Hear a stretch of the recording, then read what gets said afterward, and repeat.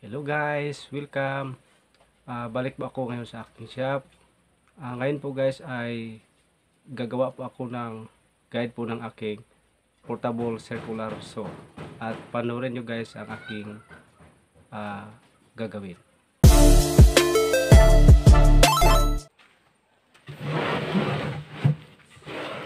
Ngayon po guys ay magkakat muna tayo ng plywood.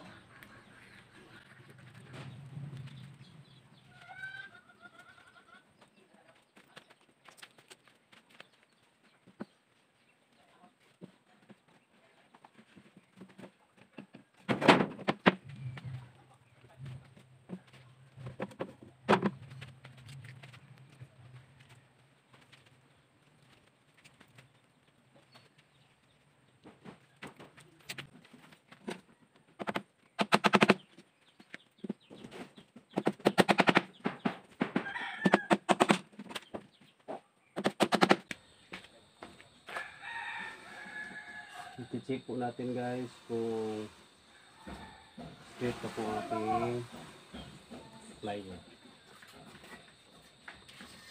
Tapos tapay na po natin sa papako guys.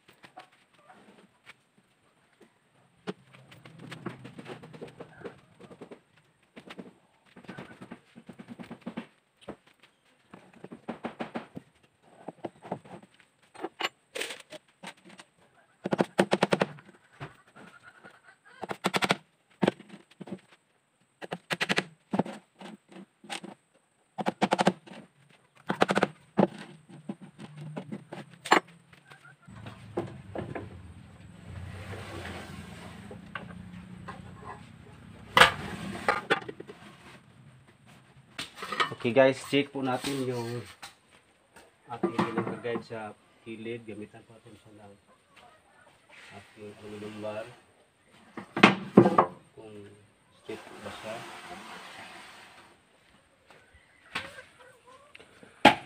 At tingnan po natin guys,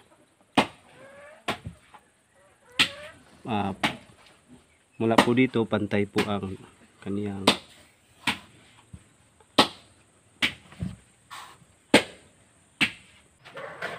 ito na po guys, natapos ko na po yung aking circular saw track. At ang susunod dito guys ay lagyan ko dito na para makuha po yung 90-degree cut guys. Sa ganitong paraan guys, kung makakat po tayo, hindi na po mahirap guys. Lalo na po sa mga mabibigat na kahoy.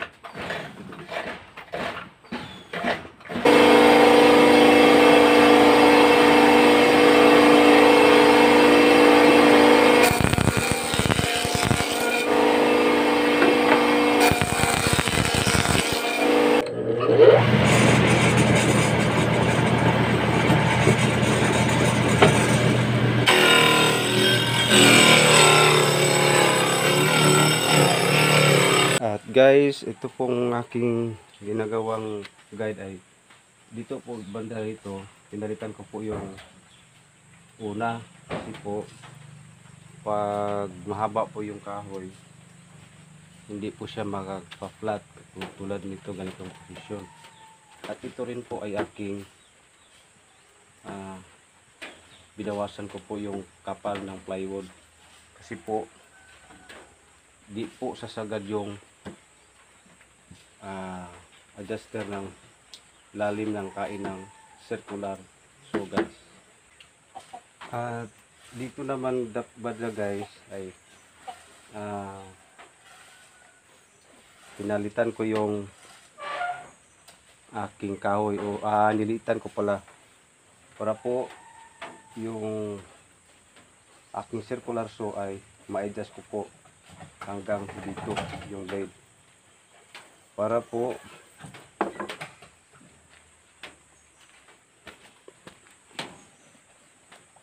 sa ganyan kahaba na kahoy guys kaya po ng aking track saw.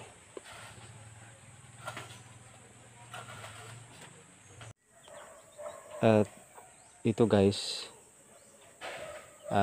yung dati kong naisipan na i-fix ko po ito.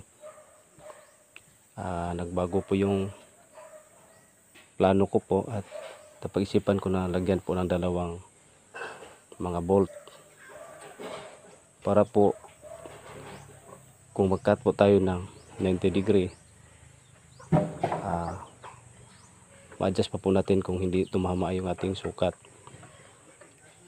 At butasan po ito ng dalawa. Bali ito po ang fix, dito po yung mag-adjust po ito. Parang ganun po siya guys.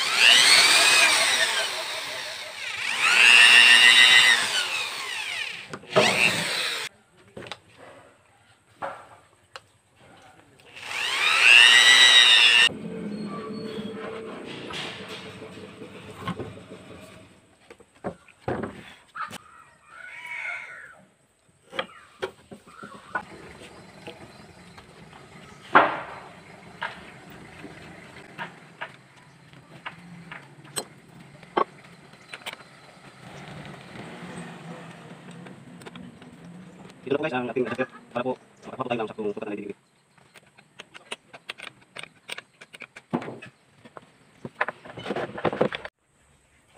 Kayon po guys ay inalign ko po yung aking napakalaking eskwala guys. So, ito guys parang tumama na ito guys. At ang sunod nito guys ay testing po natin kung okay na ba po. Ngayon po guys ay subukan po natin gamitin ang aking ginawang guide sa aking circular saw guys.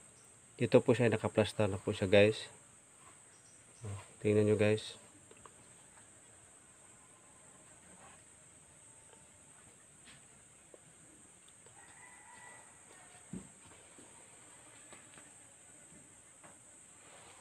Okay guys.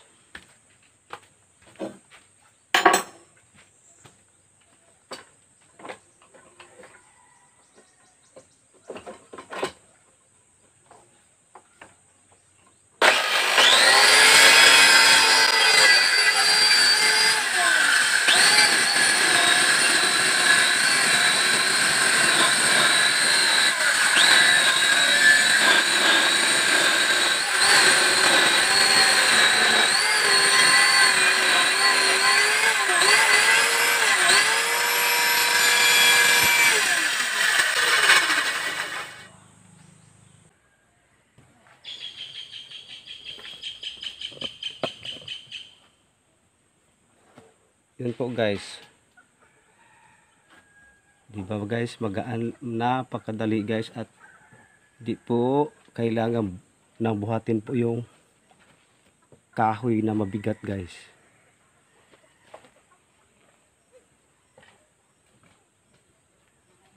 Kaya tayo guys ng 90 degree. Subukan natin guys.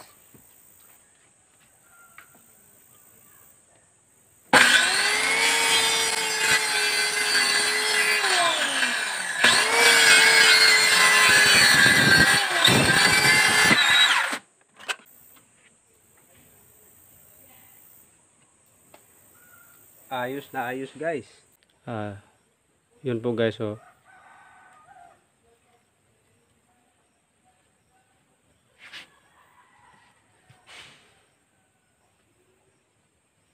Perfect guys. At yun po ang maibahagi ko po sa araw na ito, ang aking paggawa po ng circular track. Ito po ay nakikita nyo guys na epektibo po siya. Ginamit ko rin po siya sa crosscut na 90 degree. Ang sukat po guys ay ito po ay okay na okay guys. Buti lang po na naisipan ko na imbis na pakuhin ko po yung aking pinaka-adjust, yung aking para pang-cut ng 90 degree, pang-sukat ng 90 degree, ay ginawan ko ito ng paraan na magiging bolt pong aking ginagamit. At sana magustuhan po nito guys, at maraming salamat sa patuloy na pagsuporta, and God bless all.